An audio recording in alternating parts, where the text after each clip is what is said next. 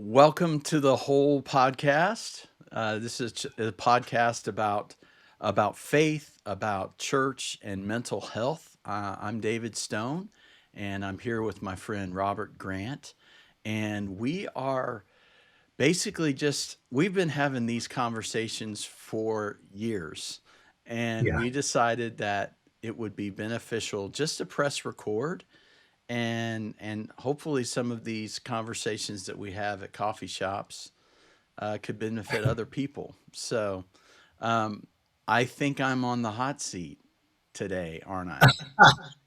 I guess. I mean, how hot do you want this seat to be? I think Uh, I'm good. Just taken for whatever. just like what is it? Hot or cold? Not lukewarm, but okay, Yeah, a a warm seat. there you go.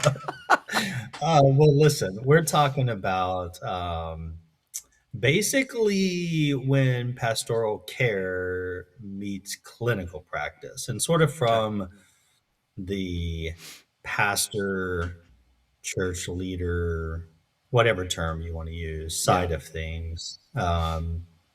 And when I was thinking of questions to put you on the hot seat, the first one that came to me, and I thought, oh, this is such a good question. Um, it was, what did you learn? Hmm. Whatever, pastor school. I don't Yeah. know the official term, and I should. Seminary. Seminary. I Yes. do know it. I said it before you said it. When you were in seminary, training, learning, to become a pastor. Not everybody becomes a pastor through seminary. I know Right. that, but Right. I know Right. that you did. When you were doing that, um, what did you learn Mm. about mental health? I'm just curious what you learned about mental health. Um, phew, that's a it can be a loaded question, I suppose. It could be a negative, but I think there's some positive to it as well. The seminary that I went to had a very good social work counseling arm to it. A whole school of counseling. And at that time, it was not the what we call nouthetic counseling, like only counsel with the Bible, but it was actually, licensed by the state, all that kind of stuff. And so people would graduate there. And I knew that was over there, on that side of campus kind of a thing. And I had some friends that were doing that, but it wasn't a big deal. Um, and so from that standpoint, I wish there would have been a little more integration, you know, to be honest. I think that's a blind spot that we seem to have. But when you talk about that, there was a professor that I absolutely resonated with from the jump. Actually, on a on a I was on an official visit kind of thing or whatever, a visit on the campus, and there had been this controversial thing happen on campus, and it was in a I won't even implicate him, but it was in a language class, I should say, and I just went to the class, and the class spent the entire time talking about what was going on and how that interacted, and they didn't get to the language. You know what I'm saying? And so it was Yeah. one of those things where that was a pretty powerful thing to see. Okay, so this guy really cares about his students and how they're feeling, how they're doing, that kind of thing. Well, fast forward a year, and I go maybe 2 years. I show up there, and I'm in this professor's class. And one of the first things that he said was, I'm a PhD, and so I have earned my 15 minutes to be late. And he said, Mm. one of the reasons why I might be late is because I might be out in my car trying to figure out how to get in here and teach Mm. because I struggle with depression and that and some anxiety. Yeah. And at that point, he also shared that many of his colleagues would say, you just need to pray harder. You Hmm. just need to have more faith that the Lord will heal you, that kind of thing. And he made the comment that, you know, it's both and. If you have a cold, you take medicine. So he goes, that's part of the thing too. I realized that the chemistry in my brain matters as well as my faith, and it's Yeah. intertwined. So um, that was a pretty powerful um, time for me to learn that okay, it's okay to not be okay, right? Yeah. But yeah, so that's kind of I think the very similar to like when I were ministering and being around like college athletes. You don't ever let you just don't let people know what's going on because you're afraid that something might, when's the shoe going to drop? And Yeah. you might be looked upon as weak or in that sense, not spiritual enough, you know. Right. If that Right. makes any sense, those are the things that I kind of remember from my seminary time. Sure. Yeah. Interesting. And I guess it makes me think of a kind of a follow up question to that question. You know, post seminary, a couple of years, we'll say. Um, how, Few. how, yeah, just a few. In all your experiences, uh, different positions, ministries, churches you've been in, just navigating life, what have you seen? What have you seen? What are Mm. things that you've seen from pastors or church leaders, pro, negative, about mental health and mental health care? I mean, that's a big question. Summarize it down, Yeah, you know. right. We only have Well, about 30 minutes, so I think, and again, this is somewhat loaded, right? Because, yeah, and you know my story, so it is somewhat loaded in the sense that if a pastor has, and this is in my context, many times the lead pastor, the senior pastor, is a male. Okay, I realize that there are other denominations that that's not the case, but I'm just from this standpoint, we have a male pastor, and if that male pastor has a spouse that is a therapist, they probably think about these things more, and it's more of a it's okay to talk about things. yeah, But if they don't have that, you know, if their spouse isn't, for example, a guidance counselor at a school, right, they're not thinking that much about it. And then what they hear in the circles that we run in, or the the content that we take in, is not pro mental health, really. It is pull yourself up by your own spiritual bootstraps and make it happen. Pray harder, pray more. You're a terrible person because you have sin in your life. Oh, but there's grace, you know. I'm just a sinner saved by grace. And where's the emphasis?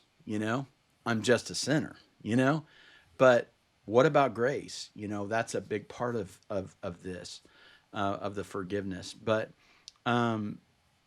my experience has been, by and large, until just recently, I should say, until just recently, it has been don't talk about it.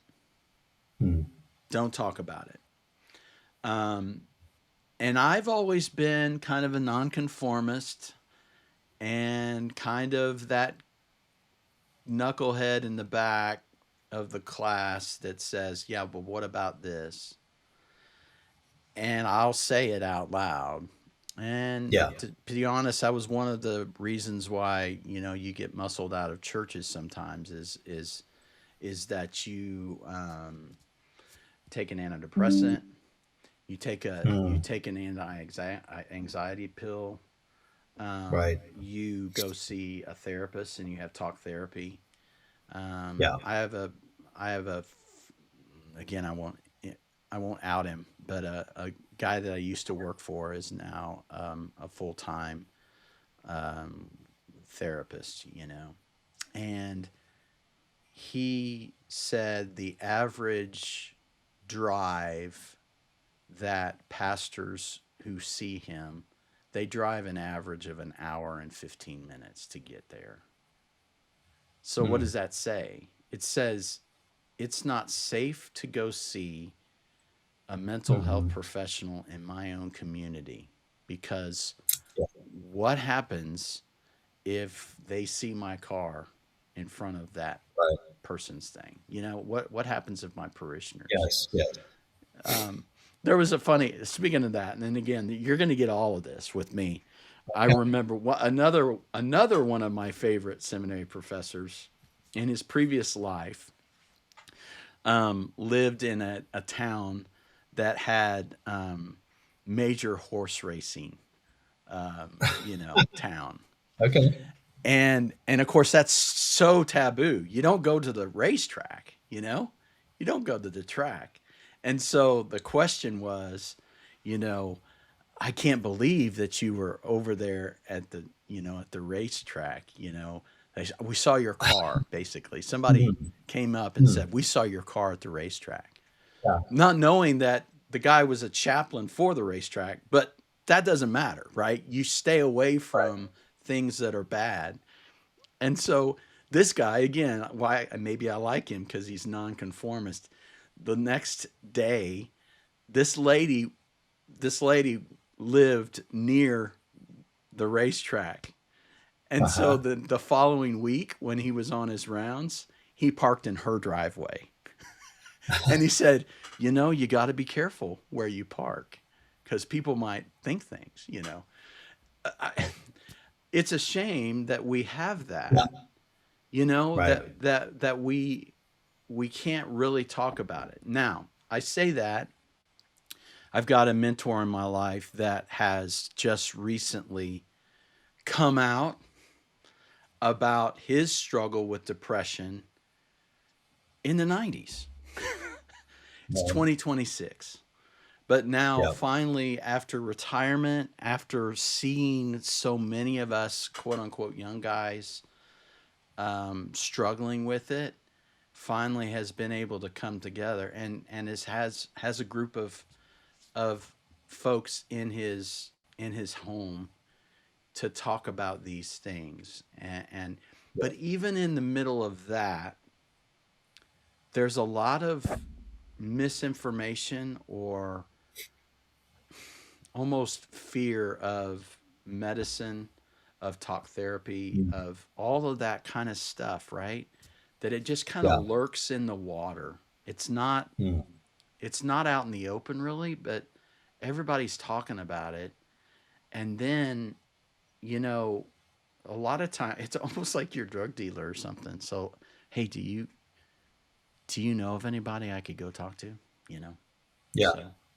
So, Well, it's sad, when you're sharing. I think the biggest feeling that I got was it feels sad because it feels like there's this stigmatization, and then that's actually, making people's mental health issues worse. yeah. This idea of like even being the pastor and struggling with just real mental health needs. It's not discriminatory. I mean, anybody can have a mental health need, at any given time, and struggling with it. And then because of the stigmatization, it actually even makes trying to get better worse. Absolutely. And what a miserable feeling, just nobody should have to be in that position Yeah. and feel that way. It's not okay. And sorry, what do you think then, um, past, let's focus on the pastors, whoever's getting up and teaching Yeah, for at sure. church week.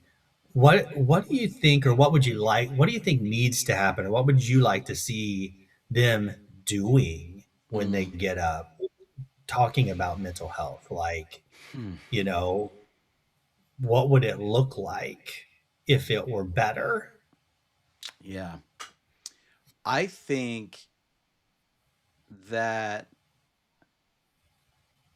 you don't have to talk about it all the time, but I think even the illustrations and the things that we talk about, I mean, you look at the scriptures and you see people like David. Some of these Psalms are absolutely gut wrenching, depressive. Yeah. This is a person that was struggling, with his faith, but also with just all that was going on. I think so part of it is even our illustrations don't always have to be positive, right? They don't always have to be from the hero's story of this is awesome and I just prayed more and I got healed. Well, sometimes God doesn't heal you. Sometimes maybe the thorn in your flesh is that and that strength. So last night I was talking with a Bible study with a bunch of college students, and it was John 16 talking about suffering, and this young lady, man, just sharp as can be, just said, the times in my life when things were worst were the bad things, a death, a whatever it might be.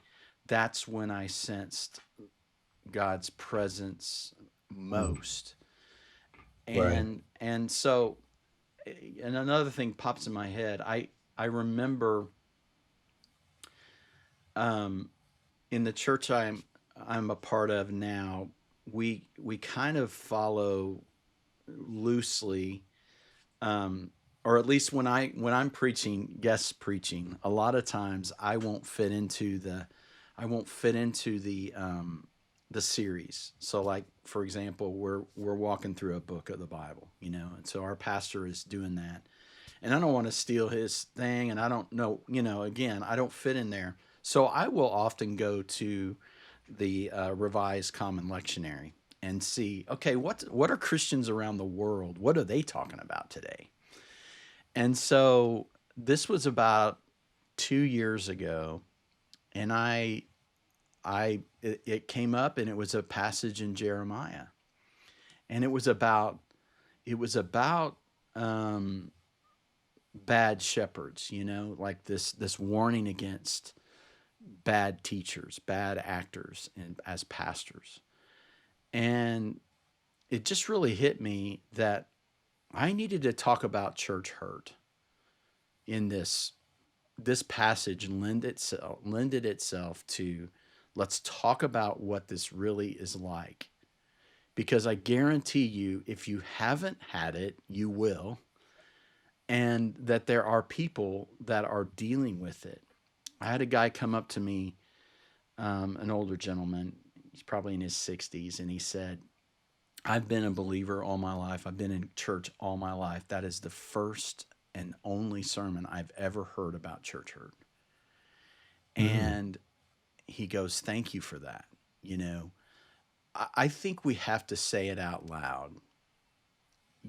what we're feeling. Now, I have had a tendency over my years, and you know me, um, to overshare. Yeah. I will grant you that I overshare, and that's not helpful. No one wants to see this guy who's in a mess. Uh, Well, that's maybe so on yeah. occasion, right? But The on the other occasional, extreme, but on the other yeah, extreme, we don't need leap tall buildings with a single bound. That was yeah, part yeah, of the like in the church planting world that we started in the late 90s 2000s.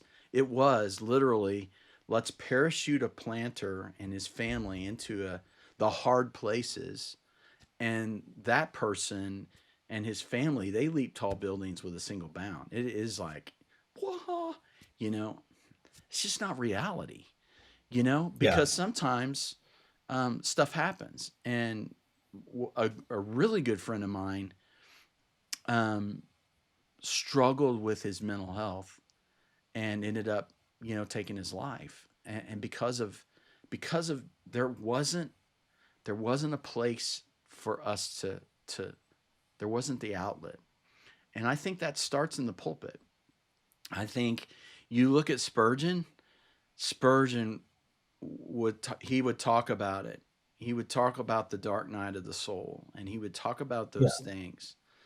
And I think that we need to bring that up. And I think that's why we're pressing record. That's why we're playing this. So, absolutely. Yeah. yeah. Well, I love everything you said, and that last part was really interesting.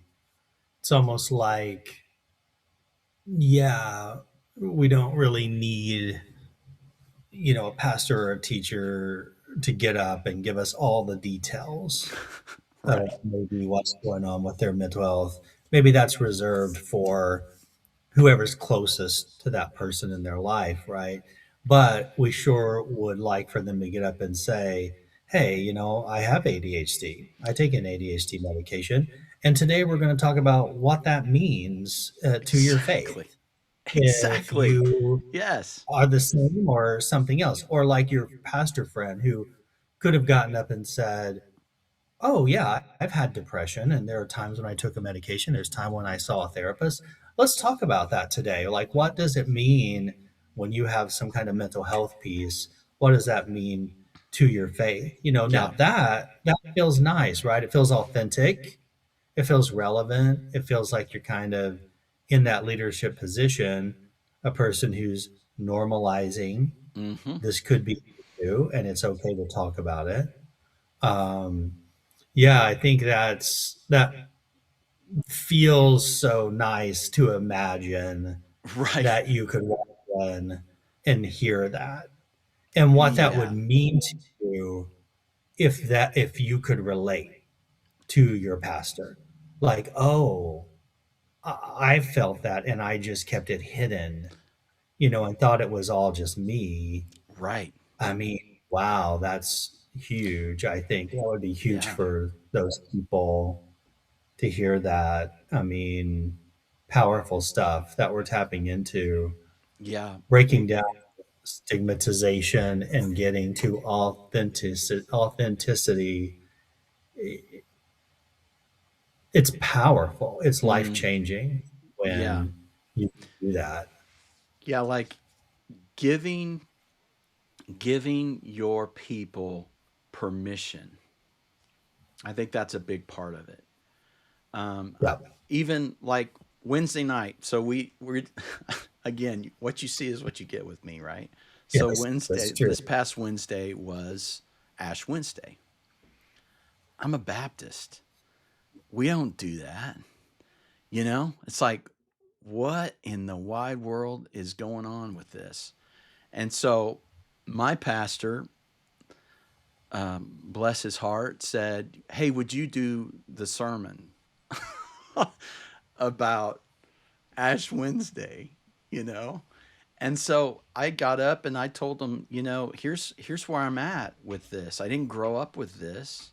And Yeah. my always joke with my co-author of the prayer book, is, well, that sounds Catholic, and he would always say, yes, it is, in the best sense of the word Catholic, universal. There Mhm. are Christians all around the world that are doing this. But I was vulnerable enough to say, to be honest, walking around with ash cross on my forehead, it makes me uncomfortable. It Mm. it it draws attention that I don't know that I want and I like. Um, and this lady came up to me after the service and she goes, "Thank you so much for saying that, because I have struggled with this and I feel like I've had a new, you know, this has been almost in our circles would be like a rededication of our faith or whatever. There was something to this. Just the fact for me to say it out loud, this is this is humbling for me. This is something that makes me think about what I'm really doing, not just going through the motions, not just whatever. And I think that's part of it. Giving people permission to um, not go alone, you know, not go alone through their struggle, whatever that might be, Yeah. for a guy like me to come up and say, and again, I think that's that fine line that I really most of the time don't walk very well of oversharing versus undersharing, you know, Yeah. sometimes. Um, but maybe I guess if I had to err, I would overshare at least on the fact that I am struggling, Yeah. than to fake it till you make it, which isn't Right. helpful for anybody.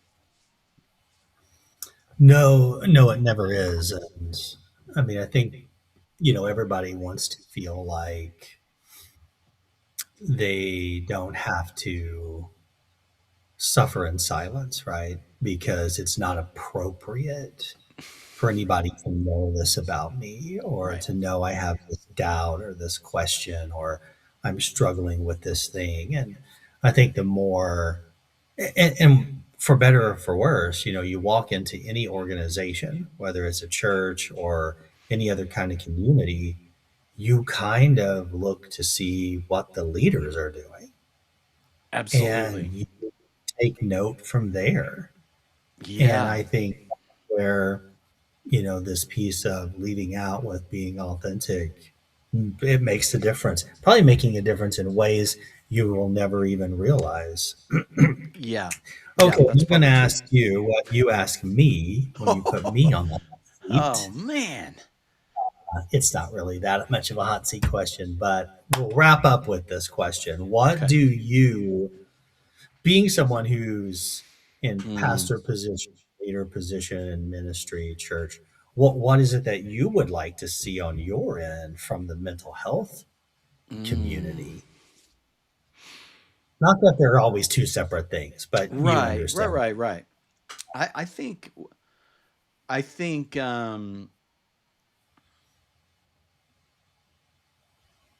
I think opening the lines of communication. Um, I think what you said earlier in the other episode about interviewing therapists and things like that. I would like to see us bring the two groups together, especially leaders, to be able to say, oh, I know, you know, you don't have to go to a certain therapist, but here's a dozen. And it's like a restaurant, if it's not if you didn't like it, it doesn't mean you don't ever go to a restaurant ever again, or a haircut, right? I had a bad haircut, so therefore I'm not going to go to get my haircut ever again. That's not how it works. And so it's eating fish. So eat the meat and throw away the bones. So if you didn't fit with this therapist, then try a different one. Try a different one. Try a different one. But the fact that we're in this together and that we would recommend this, we would recommend, hey, you're struggling with this. It might be that it's more than just pray about it, pray harder. It might be that you could have a great conversation with somebody and they could really help you, and they're going to help your faith be that much more grounded, in that session. So I think opening up the lines of communication between us, um, that would be super helpful. I think also, just like you mentioned before, and I've heard this before, um, helping us navigate all of it from a profession. So, like, if someone comes to us and they're struggling with a huge amount of anxiety, or I have a neurodivergent child and I'm really at my wits' end, what do I do? For us to know, as a leader in their life, for us to have already known, here's where I can send you to go. And if they're Yeah. not, if they're not even willing to go by themselves, we'll go with them. You know, I I, Nice. Yeah. I think that it's not okay for us to just say, I love the, I'm a movie guy, but in Moneyball, there, I don't know if this is anecdotal or if this is a true story, but there's David Justice, this veteran, and they're in the clubhouse, and he comes up to the guy who's switched from catching to first base, and he goes, "Hey man, how's that going?" And he goes, "Terrible."